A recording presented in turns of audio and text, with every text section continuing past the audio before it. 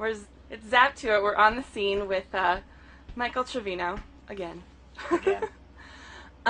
In your trailer. Bring all the girls in here.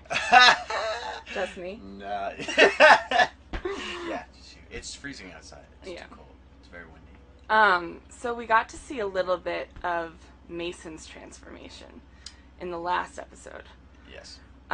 Did you sort of get to use that as a map for Tyler's, or is Tyler's experience really different? Tyler's is different. I remember when Taylor was in town and he was going to shoot that scene, I made it a point to be there. Mm-hmm.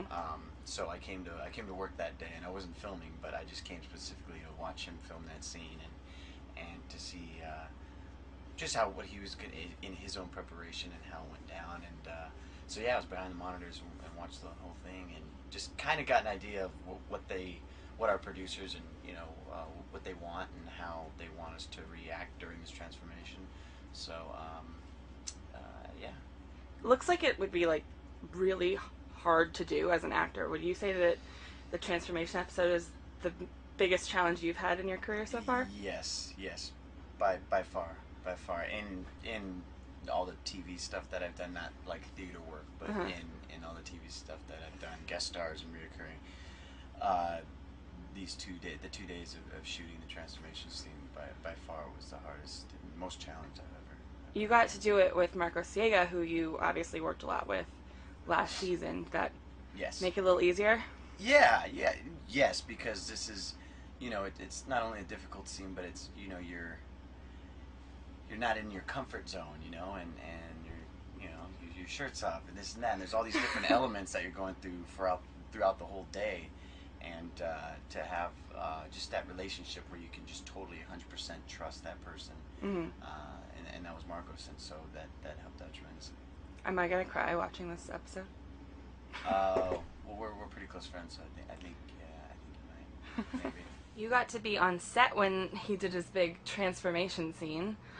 I did. What was that like? I mean, it just from watching sort of the little clips of Mason's transformation that we saw, it looks really intense.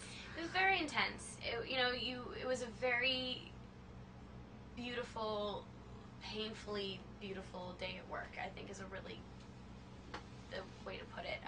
You'd walk on set and, obviously the tone was set. Mm-hmm.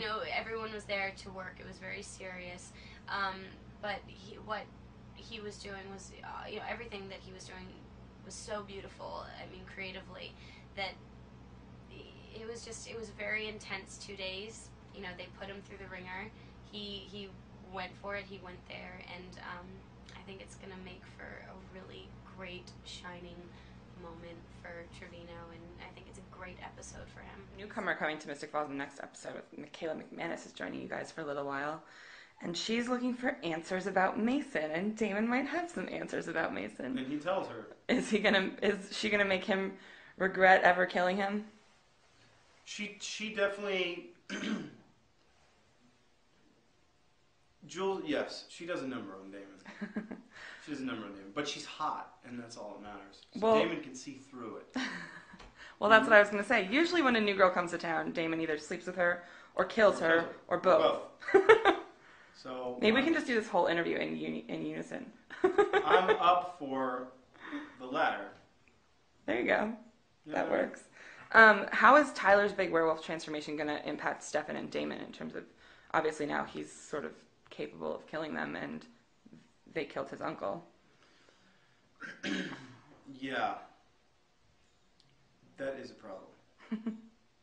And the thing is that, if Tyler is man enough, not even man enough, if he decides that he needs to that this is his home and that he does need to protect himself and his family and what's left of his family, poor guy. Uh-huh. Oh. He killed his dad, killed his uncle.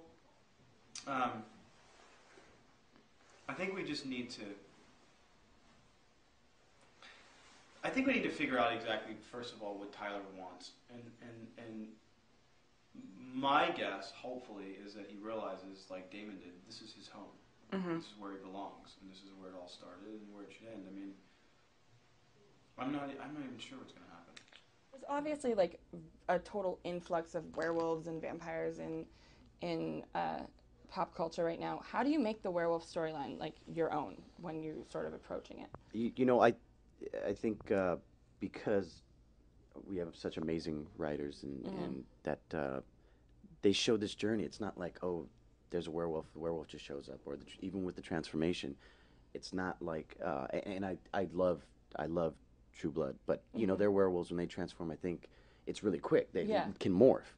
Ours, you know, there's a struggle. Like you don't want to be a werewolf. You don't want this curse, and so how we've approached it is telling the story and this journey, and I think that's what separates us from other shows or movies that show, you know, their werewolf lineage, because it's you know, you'll understand when you see this transformation, this episode, what he goes through, and it's nothing good about it. It's nothing to be glorified. It's tragic and it's horrible and it's just not it's not good. So